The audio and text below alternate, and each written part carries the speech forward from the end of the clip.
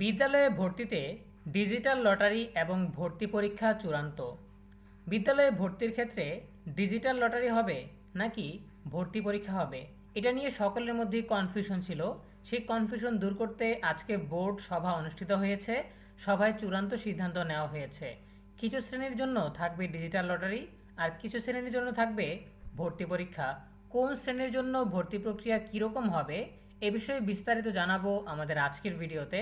যারা এখনও আমাদের চ্যানেলটিকে সাবস্ক্রাইব করনি তারা এখনই সাবস্ক্রাইব করে রাখো, তাহলে পড়াশোনার সকল তথ্য এবং পরামর্শ সবার আগে পেয়ে যাবে।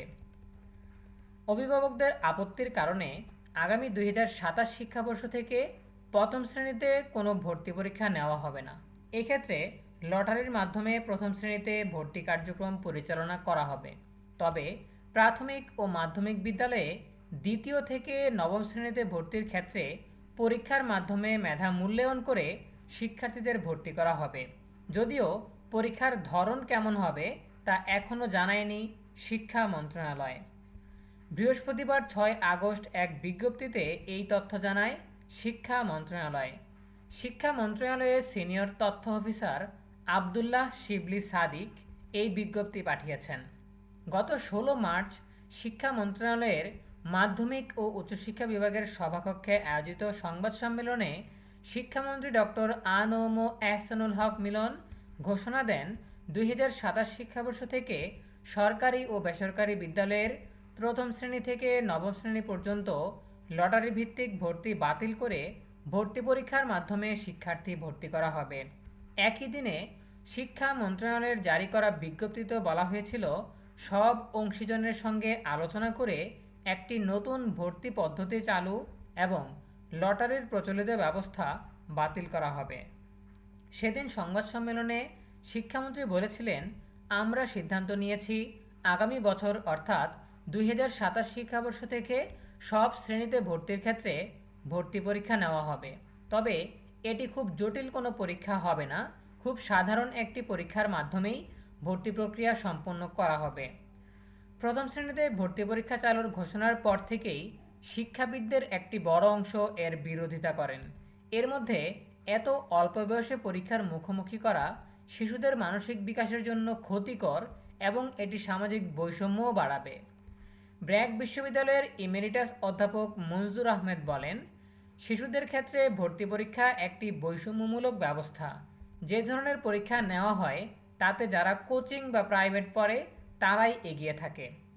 আর্থিকভাবে পিছিয়ে থাকা পরিবারের শিশুরা এতে বঞ্চিত হয়।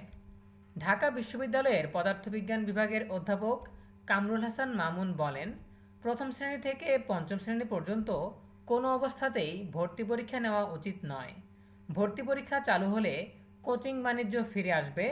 পরীক্ষার মাধ্যমে একটি ছোট্ট শিশুর মেধা যাচাই করা উচিত নয়, কারণ পরীক্ষায় অকৃতকার্য বা ব্যর্থ হলে তার মনে নেতিবাচক প্রভাব পড়বে। এভাবে শিশুদের ট্রমার মধ্যে ঠেলে দেওয়া উচিত নয়। প্রিয় শিক্ষার্থীরা, এই ছিল আমাদের হাতে থাকা সর্বশেষ তথ্য। এখান থেকে আমরা জানতে পারলাম যে ডিজিটাল লটারিও থাকছে, আবার ভর্তি পরীক্ষাও থাকছে। প্রথম শ্রেণীর শিক্ষার্থীদের জন্য কোনো ভর্তি পরীক্ষা হবে না, তারা লটারির মাধ্যমে ভর্তি হতে পারবে। আর দ্বিতীয় শ্রেণী থেকে শুরু করে নবম শ্রেণী পর্যন্ত প্রত্যেকটা শ্রেণীতে বিদ্যালয়ে ভর্তির ক্ষেত্রে ভর্তি পরীক্ষা দিতে হবে।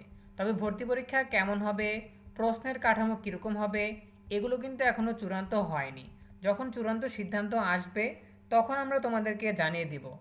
আর বেসিকভাবে যেই বিষয়টা বলা হয়েছে যে খুবই সাধারণভাবে, খুবই সহজভাবে ভর্তি পরীক্ষা নেওয়া হবে, যাতে শিক্ষার্থীদের উপর চাপ না পড়ে।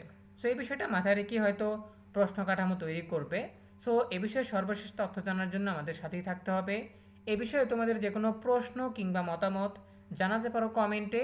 দেখা হবে পরবর্তী আপডেট নিয়ে নতুন কোনো ভিডিওতে। সেই পর্যন্ত তোমরা সবাই ভালো থাকো, সুস্থ থাকো, নিরাপদে থাকো এবং সবসময় ENUB চ্যানেলের সাথেই থাকো। তোমাদের সকলের জন্য রইল অনেক অনেক শুভকামনা। ধন্যবাদ সবাইকে।